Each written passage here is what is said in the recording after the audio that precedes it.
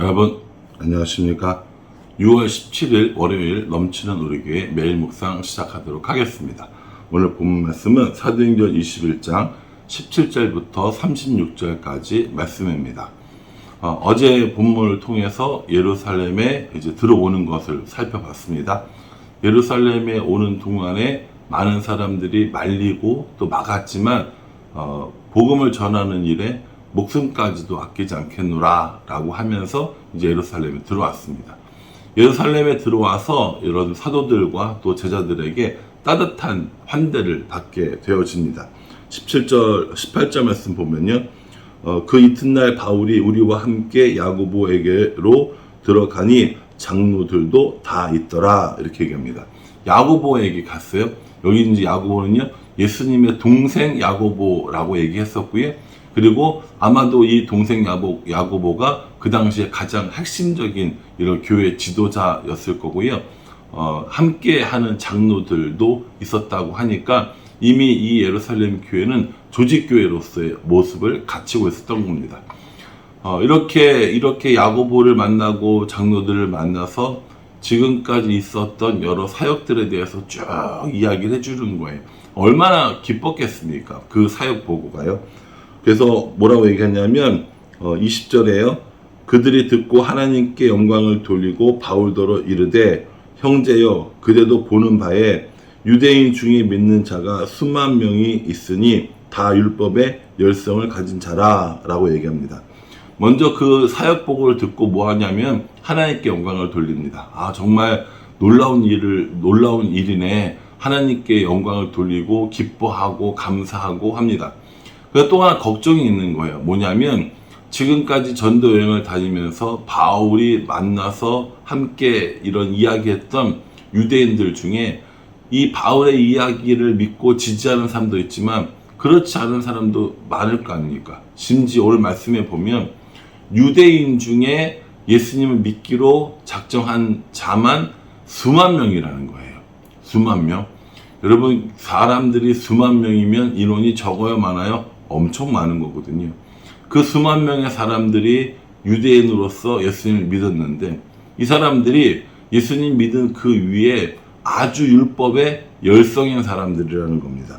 오늘 보면은 율법의 열성을 가진 자라라고 이야기하고 있어요. 그러니까 이제 무슨 얘기입니까?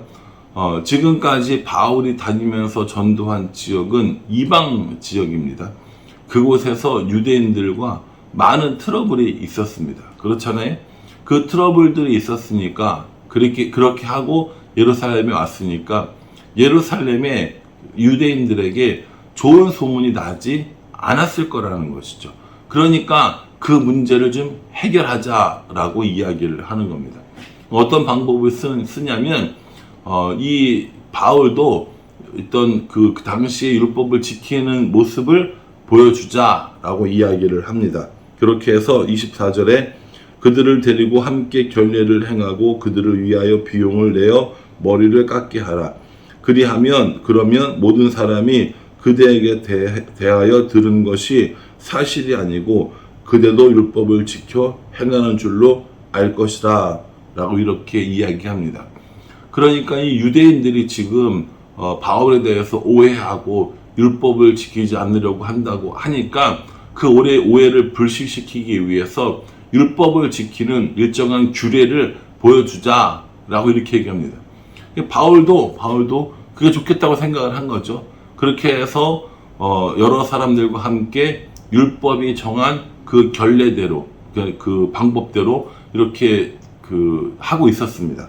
그런 중에 27절에 그 이래가 거의 참에 아시아로부터 온 유대인들이 성전에서 바울을 보고 모든 무리를 충동하여 그를 붙들고 이렇게 얘기합니다. 그렇게 이 유대인으로서 해야 할 결례들, 그런 의식들 같은 것들이 있는데 그것을 다 진행하고 있었어요. 일주일 정도 하는 거였나 봐요. 그것만 이제 다 마치면 되는데 성전에 있을 때에 아시아로부터 온 유대인들이 바울을 보게 된 겁니다. 여러분 그 아시아로부터 온 유대인들이 어떤 사람들이에요? 바울이 전도하던 그 지역들이 있잖아요. 1차 전도 여행에 다녔던 루스드라, 더베, 뭐 비시디의 안디옥 이쪽 지역인 거고요.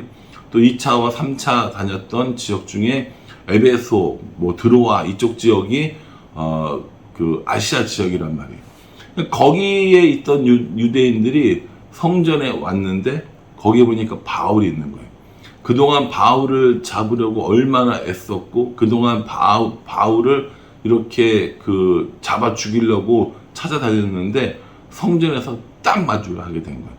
그러니까 이 아시아에서 온 유대인들이 뭐라고 얘기했냐면 저 사람이 우리가 믿는 바, 우리가 가지고 있는 어떤 관습들을 다 비방하고 무시하고 다녔다라고 얘기해요. 근데 그 사람, 이 아시아에서 온 사람들이 뭘 얘기했냐면 우리의 백성을 비방하고 우리의 관습을 비방하고 우리의 성전을 비방했다라고 이렇게 이야기하거든요. 그게 이제 몇 절 나오냐면 28절에요. 외치되 이스라엘 사람들아 도우라. 이 사람은 각처에서 우리 백성과 율법과 이곳을 비방하여 모든 사람을 가르치는 그 자인데 또 헬라인을 데리고 성전에 들어가서 이 거룩한 곳을 더럽혔다 하니 이렇게 얘기합니다. 여러분 이거 사실이에요? 사실이 아니에요? 사실이 아닙니다. 바울이 이스라엘 백성들을 비방한 적도 관습을 비방한 적도 또 이 성전을 비방한 적도 없을 뿐만 아니라 헬라인을 데리고 성전에 들어가지도 않았습니다. 이 당시에 이제 드로비모라는 사람이 에베소 성도들의 헌금을 가지고 예루살렘에 같이 왔는데 이 드로비모가 헬라인이니까 시내에 돌아다닐 때 보니까는 같이 다니니까 저 헬라인도 같이 데리고 성전에 들어갔나 보다 라고 추측을 한 거죠. 라고 상상을 한 겁니다. 이걸 이제 꼬투리 잡아가지고 바울을 죽이려고 하는 것이죠.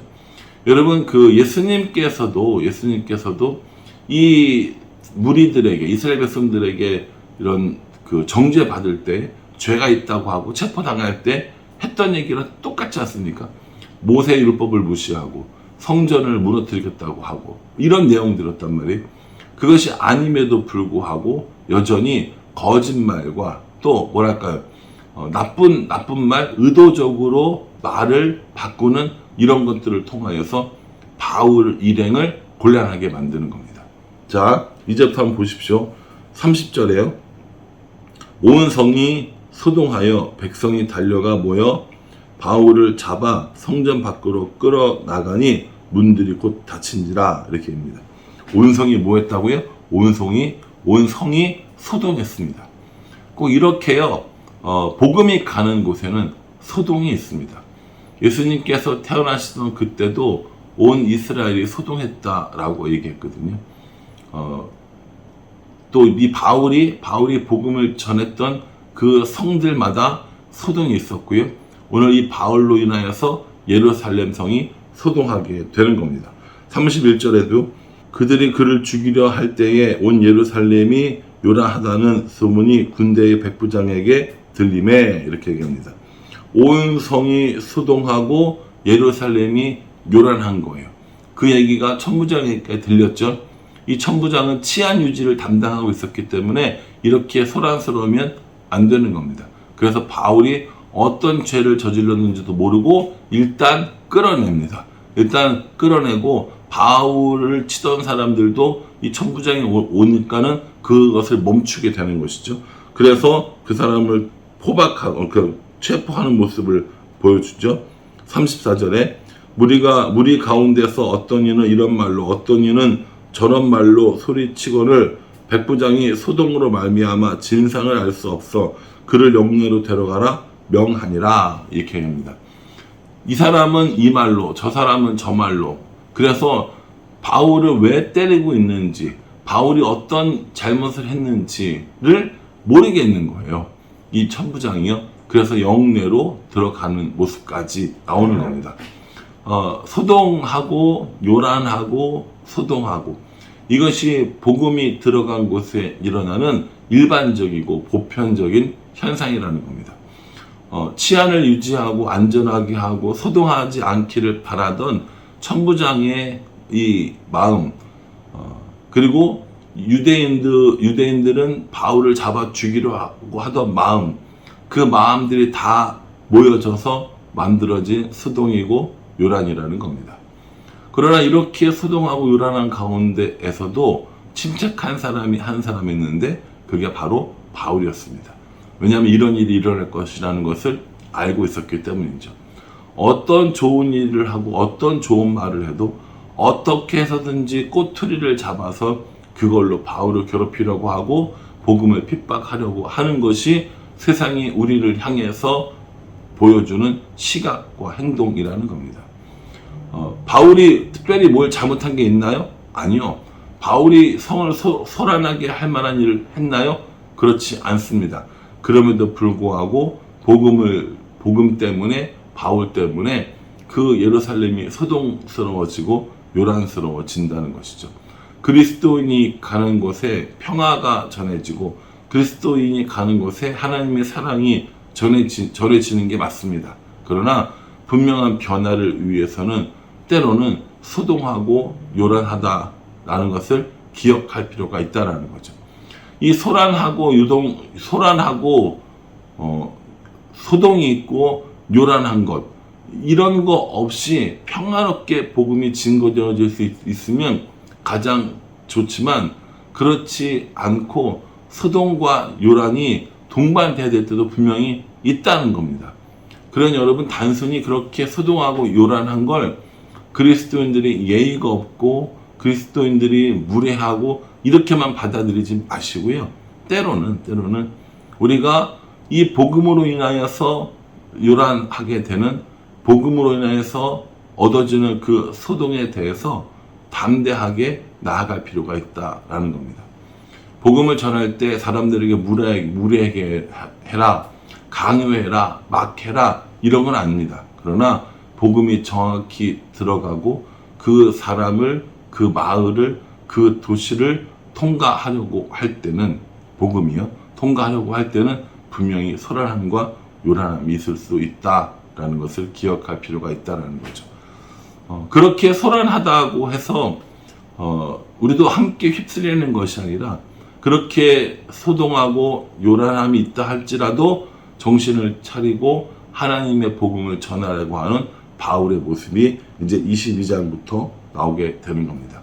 내일 말씀을 통하여서 바울이 이렇게 사로잡힌 후에 유대인들에게 어떻게 복음을 전하는지 한번 살펴보고자 합니다. 여러분, 혹시 여러분들 때문에 소란하고 요란한 일들이 벌어지고 있습니까? 그 소동과 요란의 이유가 복음 때문이라면 잘하셨습니다. 그런데 그 소동과 요란이 복음 때문이 아니라 우리들의 욕심이거나 우리들의 잘못이거나 우리들의 어떤 또 다른 행동 때문이라면 그 올바른 것은 아닙니다. 제가 말하는 소동과 요란은 분명히 복음 때문이어야 한다라는 것이죠. 그러니 저도 여러분들도 우리들의 삶을 돌아보면 우리가 세상을 소동하고 요란하게 하는데 잘못된 일로 요란하게 하는지, 복음으로 인하여서 소동하게 하는지 우리 자신을 돌아보면서 우리의 잘못된 행동, 우리의 욕심으로 인한 소동이 아니라 복음으로 인한 요란, 복음으로 인한 소동이 되어지기를 바라며 살고 행동하고 복음을 전하는 게 맞다는 겁니다. 오늘 이 말씀 묵상하면서 여러분들 어떤 생각을 하셨나요? 저는 복음으로 인하여서 요란해지고 소동되어지는 일들이 있었으면 좋겠다, 이런 생각을 해봤어요. 아니, 저 사람은 왜 저래? 아니, 저 교회는 왜 저래? 라고 하는데 그것이 다른 여타의 행동이나 잘못들 때문이 아니라 하나님 때문이고 복음 때문이었으면 좋겠다라는 생각을 해보았습니다. 그러니 저 여러분 모두가 복음으로 인하여 소란하고 복음으로 인하여 유동하게 되는 것들을 기대하고 기도하면서 어디든지 복음을 전하는 그런 삶을 살아가는 우리 모두가 될 수 있기를 주님의 이름으로 축복합니다. 기도하겠습니다. 하나님, 바울이 예루살렘에 도착했습니다. 소동이 일어났고 요란해졌습니다. 우리가 가는 곳에도 복음으로 인하여서 소동하고 요란한 일이 일어났으면 좋겠습니다. 그렇게 복음을 전하는 성도, 그렇게 복음을 전하는 교회, 그렇게 복음을 전하는 저 자신이 될 수 있도록 인도하여 주시옵소서. 예수님의 이름으로 기도합니다. 아멘. 예, 여러분, 우리의 잘못으로 인한 소란 아닙니다. 복음으로 인한 요란함들이 일어나고 그 복음이 그 사람들의 그 도시의 마음을 찌르는 일이 일어나기를 간절히 기도하는 우리가 되기를 간절한 마음으로 기도하겠습니다. 감사합니다.